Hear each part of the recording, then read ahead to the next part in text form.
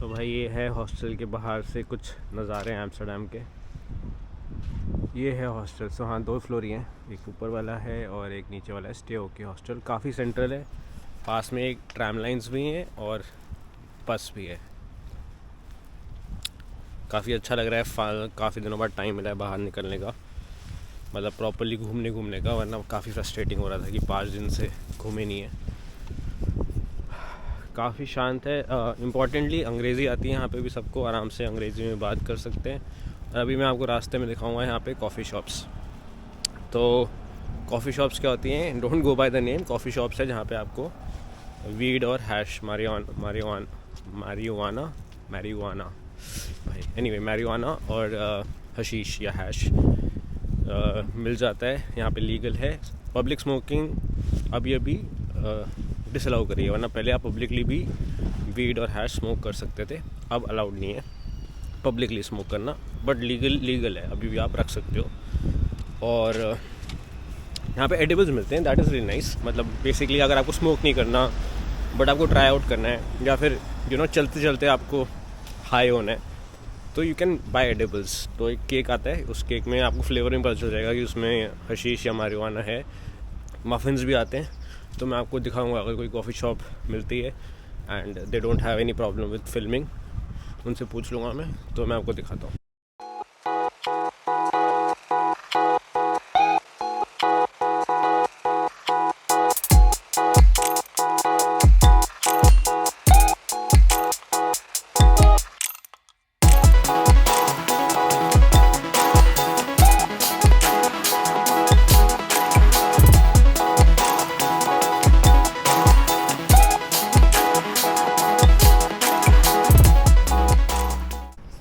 Very surprising thing जो मुझे at least बहुत सरप्राइजिंग लगी कि जैसे पोलैंड में भी साइकिलिंग ट्रैक्स हैं, बट विंटर्स में आपको कोई साइकिलिंग करते हुए नहीं दिखेगा। बहुत कम होंगे, बहुत ही ज़्यादा एंथुकैटलेट होगा वही साइकिलिंग कर रहा होगा, या साइकिलिंग एंथुसियास्ट होंगे। तो विंटर्स में common people are also cycling, which is amazing to see कि इतनी ज़्यादा ठंड है यहाँ पे एंड स्टिल यहाँ पे लोग साइकिल कर रहे हैं विदाउट एनी प्रॉब्लम।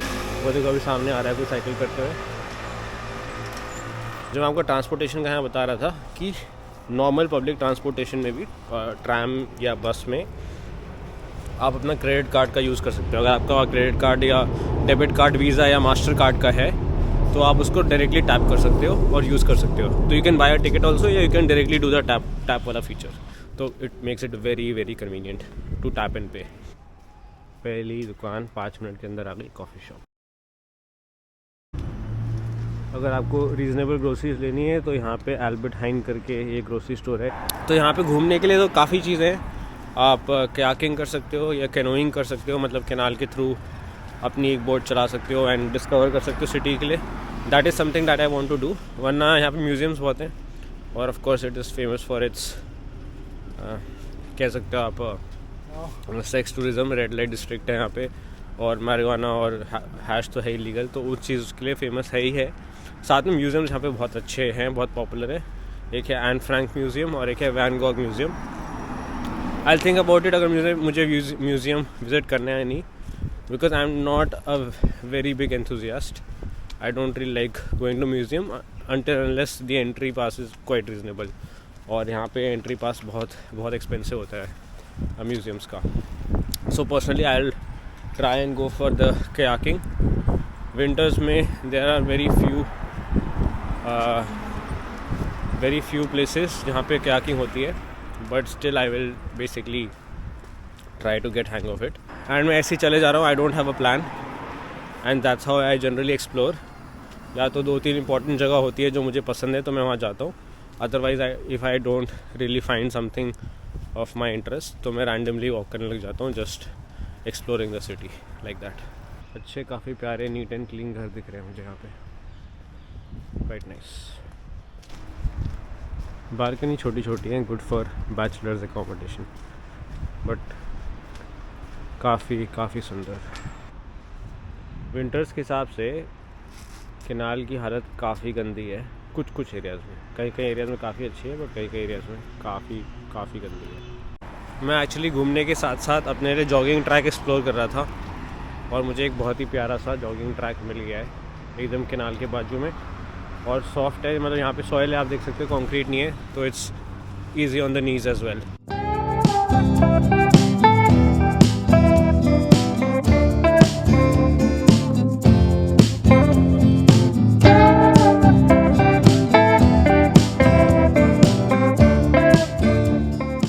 बहुत सारी कंट्रीज़ है घूमने लायक, और आइडिया ये है कि कुछ कुछ दिन हर सिटी में रहो तो एक तो उस एरिया का वाइब पता चल जाता है, लोग कैसे हैं, वेलकमिंग है नहीं है, वो सारी चीज़ें पता चल जाती है, and then I can plan with someone for a longer stay. तो ये आइडिया रहता है सोलो ट्रिप्स, शॉर्ट ट्रिप्स के पीछे। जैसा मुझे ये पता चल गया कि नॉर्वे, ओस्लो में स्पेसिफिकली, और यहाँ पे एम्स्टर्डम में अंग्रेज़ी बहुत बहुत फ्लुएंट है यहाँ पे लोग, तो मतलब, और यहाँ पे क्या क्या चीज़ें कर सकते हैं उन सब चीज़ों का आइडिया हो गया। लोग दोनों जगह बहुत वेलकमिंग है, इट्स नॉट जस्ट अबाउट कि अंग्रेज़ी अच्छी बोलते हैं, बट यहाँ पे बहुत वेलकमिंग है। यहाँ के भी लोग अभी तक मुझे काफ़ी स्वीट लगे, और ओस्लो में तो खैर मेरा experience one of the best experiences. English speaking countries में तो ज़्यादा दिक्कत होती नहीं है, यूके अच्छे अपना घर जैसा ही लगता है, और आयरलैंड भी काफ़ी सुंदर लगा मुझे। I think after Norway second country of Europe which I really like was Ireland, और अभी तक एम्स्टर्डम का भी एक्सपीरियंस अच्छा रहा है। आई डोंट नो आपको दिख रहा है सामने या नहीं, but that seems to be the यहाँ की टॉलेस्ट बिल्डिंग। वो जो सामने दिख रही है ना ऊंची सी आपको वहाँ पे, वो मुझे लग रहा है यहाँ की टॉलेस्ट बिल्डिंग है काफ़ी हद तक। One thing that definitely defines Europe are these huge ass parks. So this is one of the parks over here. Even in big cities like I'm in Amsterdam, यहाँ पे भी जो पार्क्स हैं बहुत सारे हैं, छोटे छोटे हैं चाहे कंपैरेटिवली, जैसे पोलैंड में तो खैर जहाँ मैं रहता हूँ पोजनान में, वहाँ बहुत बड़े पार्क्स हैं, यहाँ पे कंपैरेटिवली छोटे। यार ये देखो, ये सारी चीज़ें ना बहुत अच्छी हैं यहाँ पे। हर पार्क में ऐसे बहुत सारे प्लेइंग एरियाज़ हैं, टेनिस के लिए, basketball, football, skating, so it's really nice. खैर वी हैव डिफरेंट कॉन्स्ट्रेंट्स, हमारा पॉपुलेशन डेंसिटी इतना ज़्यादा है कि लोगों को घर ही मिल जाए वही बहुत बड़ी बात है, पार्क तो दूर की बात है। But anyway, I think in future with better planning maybe we can have good parks as well. मतलब मेरे लिए तो बहुत बहुत इम्पोर्टेंट है टू हैव पार्क्स। मैं ऐसे ही सोच रहा था कि इनके पास पार्क्स बहुत हैं पर वेदर इनके पास नहीं है एंजॉय करने का, 3 महीने रहता है, और अपने पास वेदर 10 महीने रहता है एंजॉय करने का, या 9 महीने रहता है, और पार्क्स नहीं है।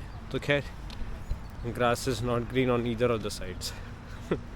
घूमते घूमते एक इंडियन स्टोर तो दिख ही गया, ऑथेंटिक इंडिया।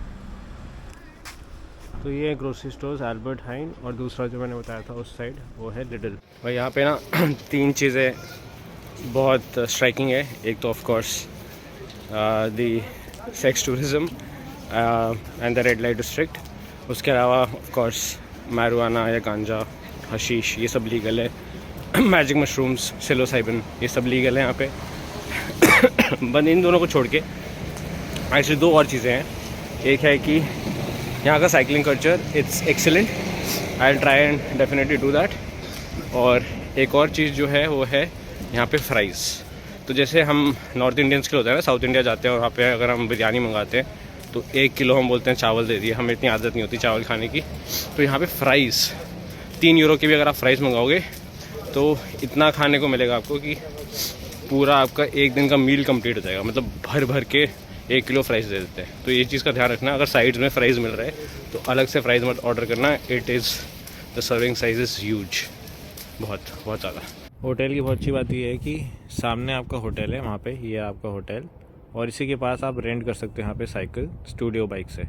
तो ये है I think 9 euro for 3 hours and 15 euros for 24 hours. तो यहाँ से आप बाइक या मतलब बाइसाइकिल यहाँ पे आप रेंट कर सकते हो। सामने वहाँ पे है आपका ATM जहाँ पे कोई चार्ज नहीं लगता, that is one more thing. And उसी की साइड में, राइट साइड पे मैं आपको अभी दिखा दूँगा, वहाँ पे एक रेस्टोरेंट है, उसका नाम है मिर्ची। तो इंडियन रेस्टोरेंट है, अगर आप इंडियन फूड क्रेव कर रहे हो तो वहाँ जाके खा सकते हो। अभी दिखाता हूँ। ये है खाना यहाँ पे, बिरयानी और पापड़, रायता और आलू मटर की सब्ज़ी दी हुई है चिकन बिरयानी में। ये मुझे समझ नहीं आया क्या रीज़न है इसका। भाई तो ये जो आपने सामने एटीएम देखा जिस भी बैंक का था ये जेल्ड मार्ट करके, काफ़ी सही है। So I got the currency, 30 euros निकालने थे मुझे जस्ट फॉर एमरजेंसीज़। थोड़ा कैश होना चाहिए, कहीं कहीं जगह आपका कार्ड नहीं चलता है फॉर सम रीज़न। तो ये जो एटीएम है यहाँ पे बिल्कुल भी बैंक फ़ीस नहीं लगती है ऑन अ रेवोल्यूट कार्ड। तो अगर आप बाहर आ रहे हो तो definitely apply for revolute card, बहुत अच्छी चीज़ है। You can easily exchange currencies, जैसे अगर आप INR को यूरो में कन्वर्ट करना चाहते हो या कहीं भी किसी और कंट्री की लोकल करेंसी में कन्वर्ट करना चाहते हो। बिकॉज पहले यूरोप में आने से पहले मुझे भी ये लगता था दैट सब यूरोज़ यूज़ करते हैं, तो एक बार यूरोज़ में अगर आपने रख लिए पैसे तो कोई टेंशन नहीं है। लेकिन लाइक फॉर एग्जांपल नॉर्वे की नॉर्वेजियन क्रोन है, डेनमार्क की कोई लोकल है, बुदापेस्ट की अलग करेंसी है, मतलब हंगरी की अलग करेंसी है, उसके बाद चेक रिपब्लिक की अलग करेंसी है, पोलैंड की अलग करेंसी है। तो ऑलमोस्ट मतलब बहुत सारी कंट्रीज इनकी करेंसी यूरोज़ नहीं है। तो revolute card is really nice. Again not a sponsored video, मैं पर्सनली यूज़ करता हूँ तो इसलिए मैं बोल रहा हूँ कि रेवोल्यूट काफ़ी अच्छा है। एक्सचेंज भी आप करा सकते हो करेंसी, कोई चार्जेस नहीं लगते। For me personally that was the most beneficial.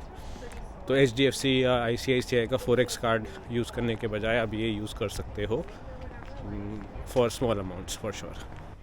एक और चीज़ जो मुझे काफ़ी सही लगी और रीज़नेबल लगी कि अगर आप एम्स्टर्डम में आ रहे हो 3-4 दिन के लिए तो उनका ये 4 डे का पास है, जो कि इस पर लिखा हुआ है। ये हमें यूनिवर्सिटी की तरफ से मिला था, पर इस पर लिखा हुआ है कि यह है 26 यूरो और 50 सेंट का। सो कंपेयर टू वेनिस में सिंगल डे पास जहाँ तक मुझे याद है 24 यूरो का था, तो यहाँ पे 4 डे का पास 26 यूरो का है, तो काफ़ी रीज़नेबल है। Food is a little expensive. जैसे कल मैं जिस स्टोर में गया था, जिस रेस्टोरेंट में गया था, इंडियन रेस्टोरेंट था, बहुत टाइम से इंडियन नहीं खाया था एंड बहुत भूख लग रही थी। Generally I don't prefer eating Indian food outside. तो वहाँ पे द प्राइस वॉज,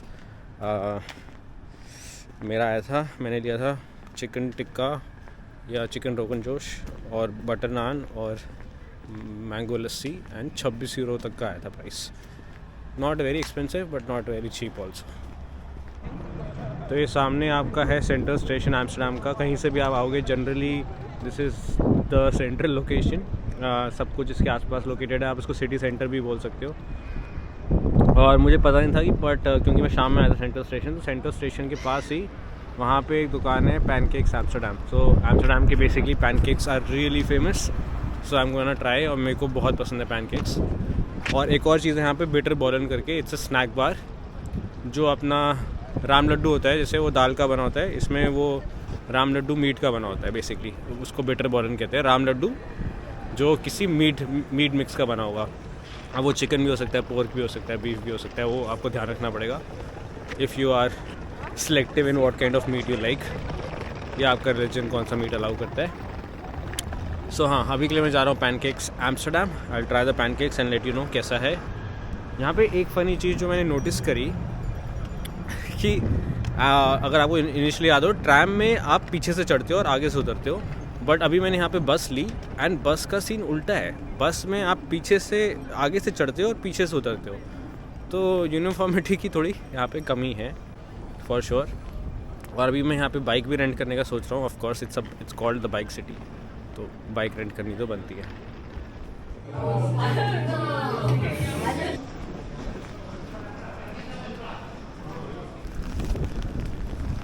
ये हो गई भाई बारिश शुरू एम्स्टर्डम में। वाह वाह वाह, बहुत ठंड, ध्यान रखना भाई, बहुत ठंड है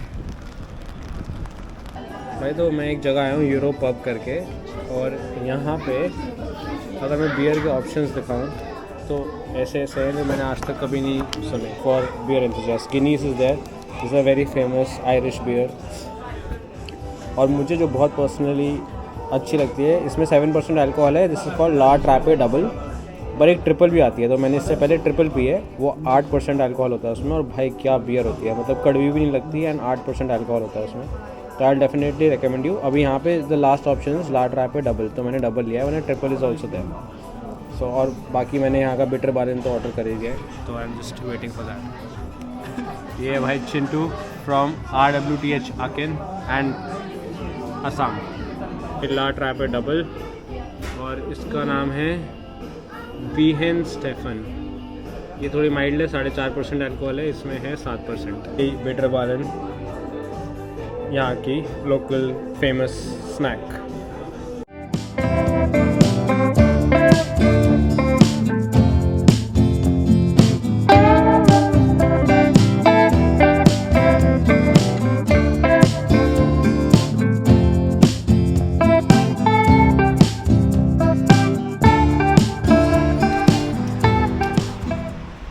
घर बहुत प्यारे हैं। तो मैं पहले भी आपको बता रहा था कि इनकी जो, अगर आप ऊपर वाली विंडो देखोगे ना तो छोटी है, सबसे टॉप पे जो विंडो है छोटी छोटी विंडो है।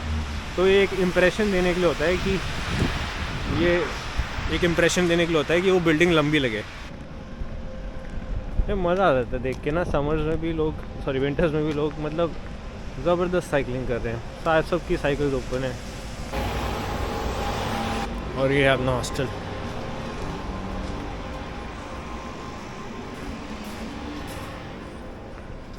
ये है जो लॉबी में बता रहा था आपको, काफ़ी प्यारी लॉबी है यहाँ पे।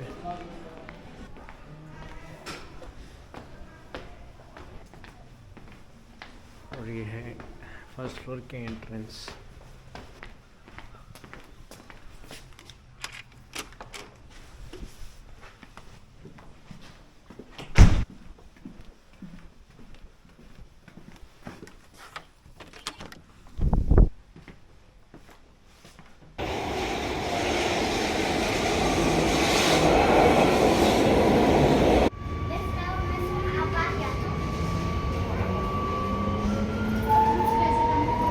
दो चीज़ों का यहाँ पे ज़रूर ध्यान रखना।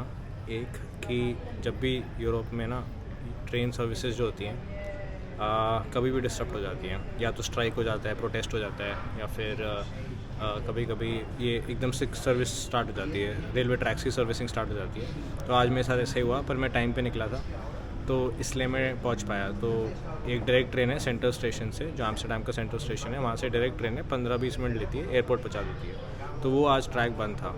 तो ऐसी इमरजेंसीज़ के लिए एक बार लंदन में भी हो रखा है ये कि ट्रैक बंद कर दिया था, तो फिर कहीं कोई और ट्रेन लेनी थी।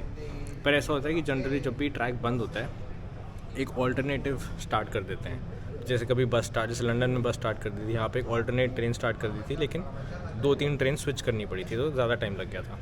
तो always keep that in mind कि जब भी एयरपोर्ट जा रहे हो थोड़ा 1 घंटे का बफर टाइम लेके चलना, ठीक है। एंड गूगल मैप्स दिखा रहा था मुझे, पर क्योंकि मैं पहले आ चुका था एयरपोर्ट से सेंट्रल स्टेशन, तो मुझे लगा कि डायरेक्ट ट्रेन होगी और गूगल मैप्स यहाँ पे गलत होगा। पर जनरली मैंने देखा है 99% of the times Google maps सही रहता है। तो कभी अगर गूगल मैप्स कोई और रूट दिखा रहा है और जो रूट आपको पता है वो नहीं दिखा रहा है, तो ऑलवेज़ क्रॉस चेक कि क्या सीन है। और काफ़ी बड़ा एयरपोर्ट है, तो ये भी ध्यान रखना, एम्स्टर्डम का एयरपोर्ट बहुत बड़ा है, बहुत बड़ा। आई मीन पता नहीं 3 टर्मिनल हैं, लेकिन इंटरकनेक्टेड हैं, लेकिन चलना बहुत पड़ता है।